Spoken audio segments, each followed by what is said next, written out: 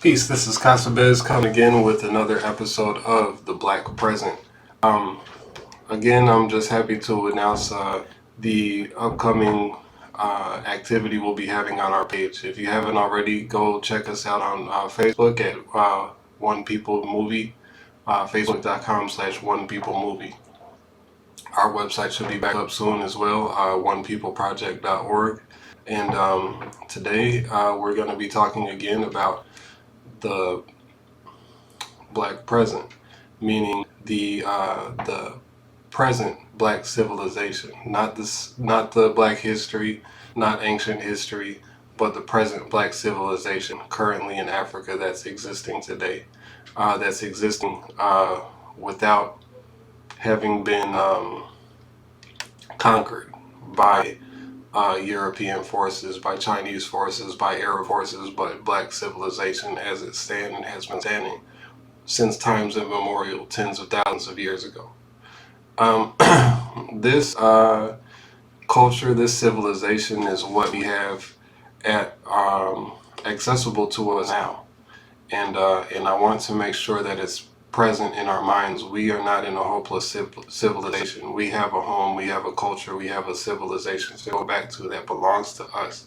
That doesn't come at a price of having to submit under somebody else's domination in order for us to continue to exist. Today we're going to be talking about the meaning of the One People, this One People project that I embarked upon.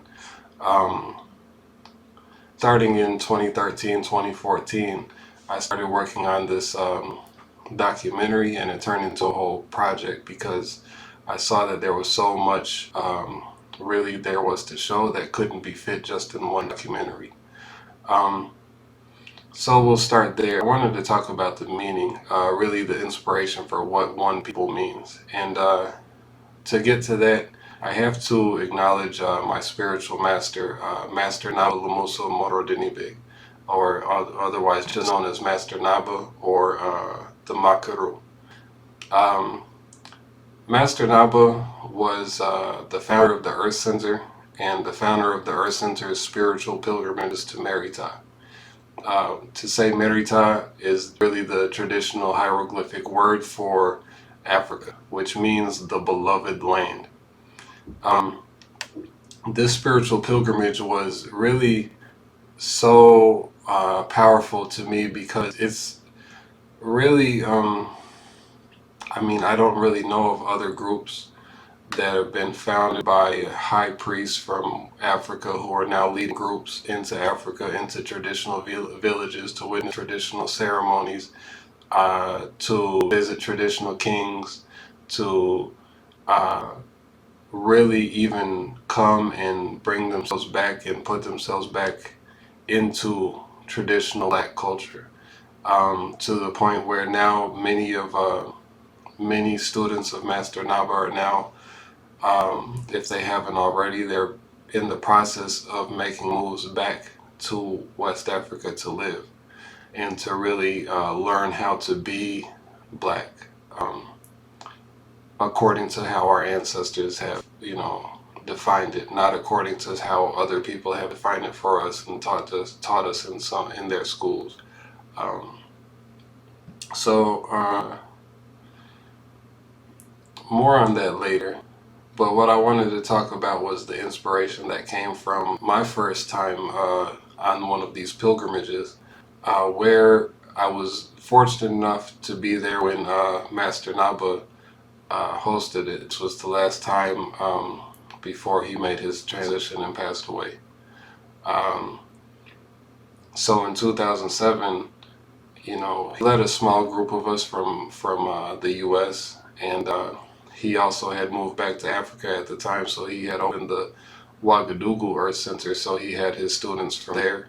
He also had we were in his village, and he was also with many of his brothers and sisters, his uh, what you could say his siblings' children, which also are considered traditionally to be his children. So then you would say he came and he brought us while, it was a day like any other day. Basically, we had been sitting under the tree um, outside the compound of the village, where we sat pretty much every afternoon. And we spent a lot of time under those trees, basically sitting, talking, playing cards, sharing stories, learning at the feet of our master. And then as time would pass, we would have to move the mats as the sun hit the spot where we were sitting. Then we would have to move the mats still in the shade. So that was, that was our day.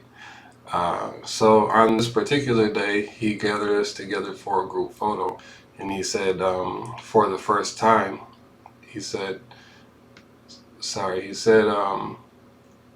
this will be historic. For the first time, we're coming together as one people. And for me, that's something that's been a point of meditation because, you know, when someone says that you're making history, that you're a part of history, you really want to understand what does that mean. And, through my meditation, this is what I came to, is that, you know, it's not just that we're a group of people coming together. That's not what makes it historic. But really, to understand it, you have to really, let's say, he was the one to also explain to us what it means to be a people. So any group of people coming together is not just a people. You could call it a group, you could call it an association, you could call it whatever you want to call it, but it doesn't make it a people. Just like when you hear about a people, you might say, the Navajo people, the Gormanche people, the Hosa people, uh, whichever kind of people. You might talk about the Chinese people, the Indian people. What makes them a people is a level of cohesion between them, that they sort of share values, that they share principles, that they share cultural norms, ceremonies. When you say marriage, what does that mean? When you say love, what does that mean? When you say um, how you're supposed to raise your children, how do you do that? That's what makes a people a people. So you have to come together to be a people based on some principles. And I think it's an important note because nowadays, when we talk about black people here in the United States, um, there's not that much that's really making us a people, because the values, the culture, the principles that maybe our communities once had once upon a time, that has been, gradually eroded. It's almost like cutting the branch off of a tree. You'll see that branch looks very, very much the same as it once did. But without being connected to the bigger tree, you'll see slowly the leaves will wilt, they'll fall off, the uh, the branch itself will start to turn hard and wither and brittle, and and then it'll start to disintegrate and turn back into the soil that it came from. So if you could look at black communities, maybe the the ones who were captured from Africa and brought over here held on for some time, as long as they could, to many of their cultural principles. And you can see that there's some elements of the culture that have been preserved, but gradually over time things have been changing. The way things were 100 years ago to 50 years ago to 10 years ago, things have been changing, and less we're resembling really ourselves. Um, and I just think it's an important note to make, uh, because when we talk about being black, being black has to mean something more than the skin color. Even there's a wide range of skin color for black people, or people considered black people of color, and so on. There's a wide range of skin color, wide range of hair textures, right? Wide range of eye colors. Um, the skin, like you say, beauty is only skin deep. Skin, only goes so deep. It's what's inside that really determines the type of person you are. And right now, what's determining the type of person we are? It's what we're seeing on TV. It's what we're learning at school. It's what we're hearing in our music. It's what the different trends that are happening in the society is dictating the politics, the science, um, all these things, which all are controlled by people who, let's just say, they have a particular agenda, and that agenda is not for us to be the best we can be, and certainly not to be in the image of our ancestors, who our ancestors were before they were captured and brought over here. I had a very interesting, what I thought was an interesting thought. One of these, you know, when I was much younger, first learning about slavery and the slave trade and how many people were captured and brought over here, um, I had this idea, like, why didn't the African countries or the African people send their armies back over here to try to rescue our ancestors? Um, Maybe at the time it wasn't feasible. Maybe at the time they didn't really know what was happening. Or, whatever you might say. I don't really want to try to explain that or understand it. But what I can say now is this. What Master Naba did by bringing the Earth Center here to create a gateway for us to learn about ourselves, to learn about our ancestors, our culture, and how to really be ourselves according to how our ancestral cultures understood it. To me, that represents the rescue mission that finally was sent by our people to bring us back. And I understand why it couldn't happen through warfare. It has to happen through enlightenment. It has to happen through education. Now, finally, is the time that people can kind of understand the value of where our ancestors are coming from, because you see clearly the destructive path that we're on in our modern society, in American, European, or whatever, the predominant cultures or societies, or whatever you want to call them, groups of people who are leading us towards our demise. And we say, maybe we don't want to be a part of it. There's lots of ways that we kind of end up trying to protest, trying to move in one way or another towards something different. But a lot of it ends up being kind of experimental. Why not try something that we know has worked for humanity for a very, very, very long time?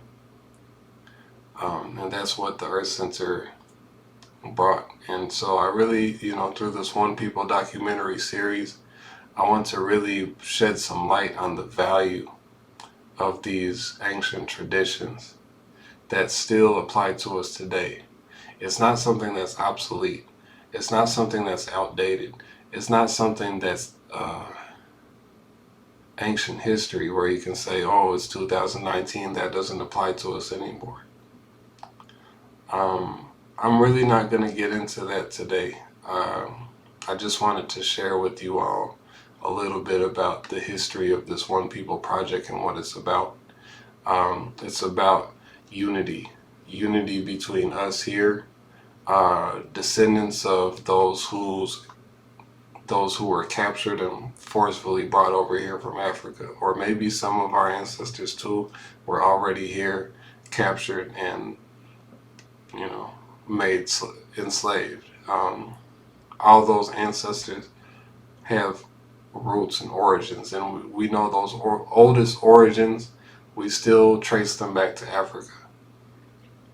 So those African traditions are the oldest traditions that are known to mankind, that somehow survive the longest, that somehow led humanity towards enlightenment, towards spiritual evolution, and very importantly, survival itself, which now we don't know if how we're going to survive another 50 to 100 years. Um, so I'm just suggesting let's return to what works. And so that's what this One People Project is about. That's a little bit of the history, the background. And, moving forward, we'll be getting into some more detailed aspects of the culture. So hopefully, uh, those of us who haven't had the exposure to what those traditions are about and only been exposed mostly to like what the TV is telling us, what the media is telling us um, about all the bad things that's happening here and there in the motherland, can have a fresh perspective on things. So that's what I have today. Again, this is the Black Present. My name is Kasabez Makma, and thanks for watching. Take care.